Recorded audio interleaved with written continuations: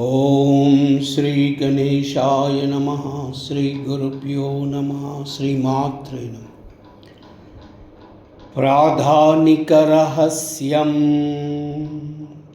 अस्य श्री सप्तशतीरहस्यत्रयस्य ब्रह्म विष्णु रुद्रा ऋषयः अनुष्टुप् छन्दः श्री महाकाली महालक्ष्मी महासरस्वतो देवताः नवदुर्गा महालक्ष्मी बीजं श्रीं शक्तिः मम अभीष्टफलसिद्ध्यर्थे सप्तशती पाठान्ते जपे विनियोगः।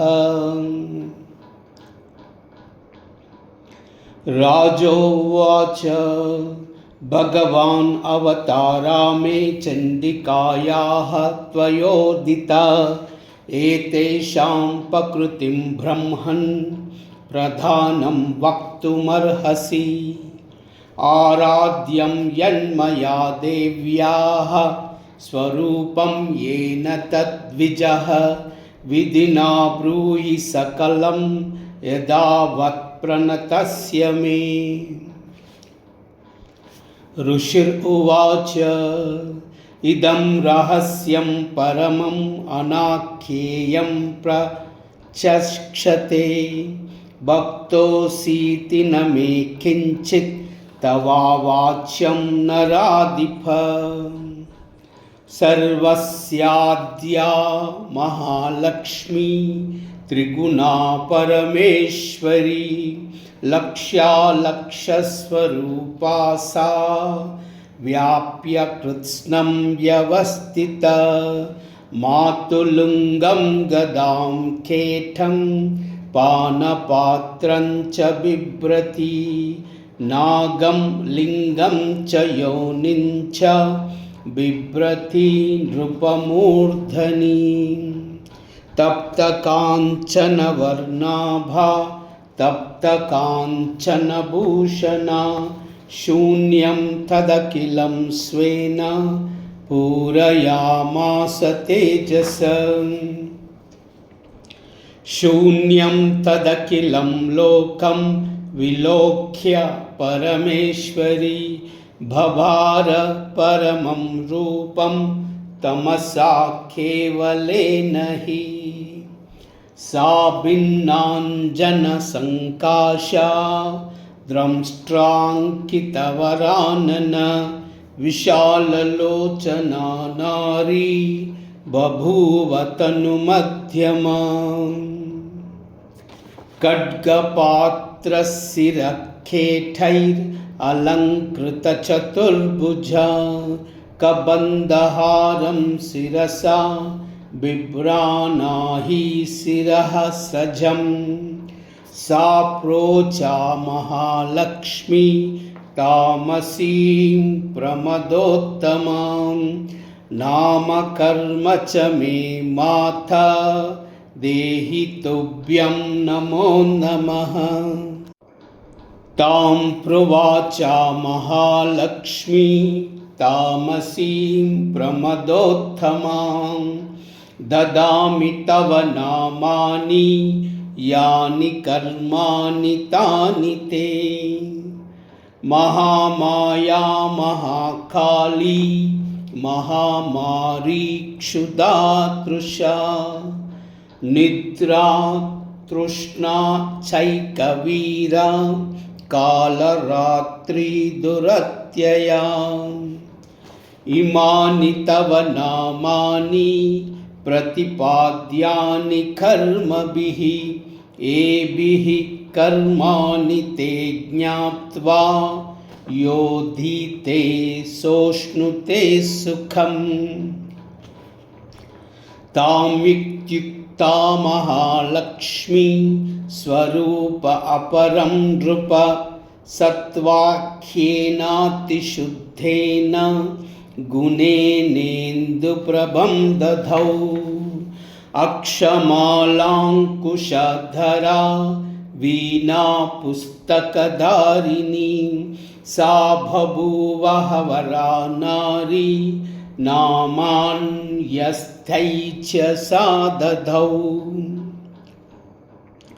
महाविद्या महावाणी भारती वाक्सरस्वती आर्या ब्राह्मी कामधेनु वेदगर्भा चदीश्वरी।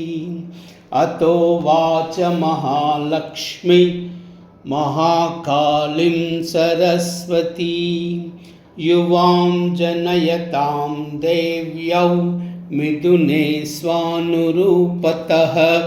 इत्युक्त्वा ते महालक्ष्मी ससर्ज मिथुनं स्वयं हिरण्यगर्भौ रुचिरौ श्रीपुंसौ कमलासनौ।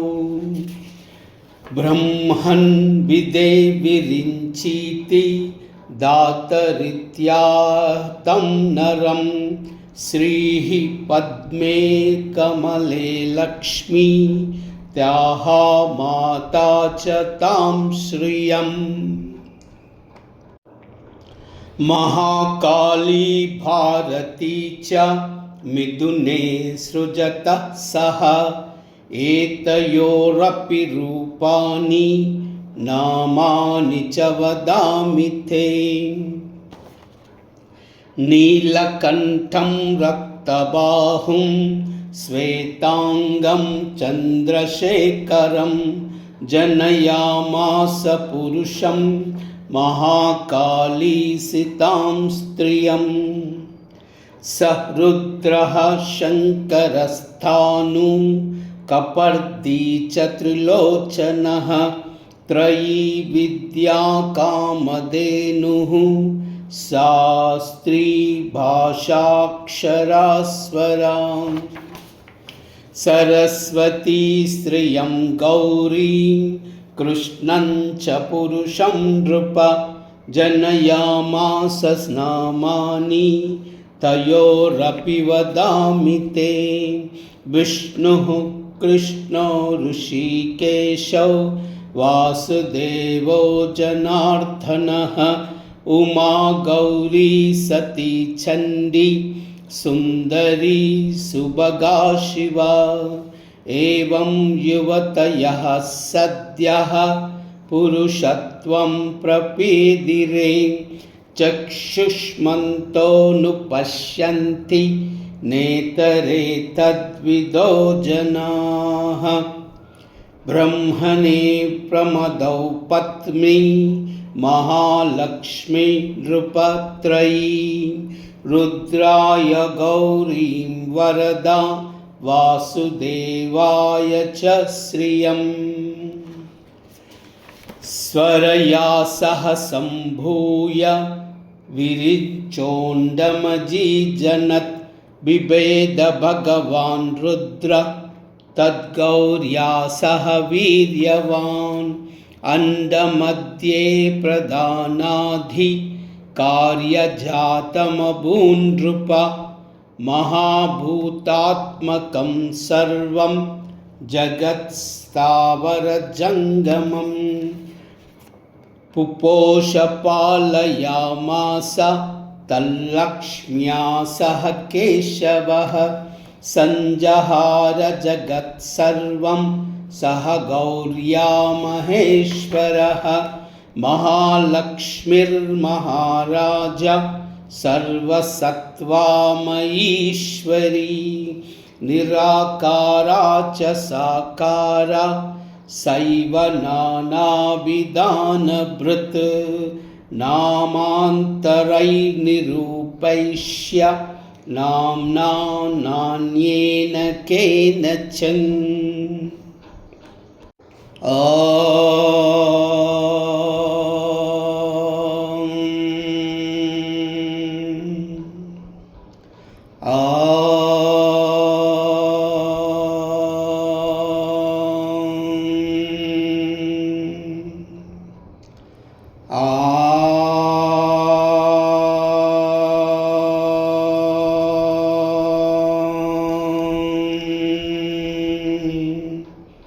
इति प्राधानिकं रहस्यम्। श्रीचण्डिकार्पणमस्तु।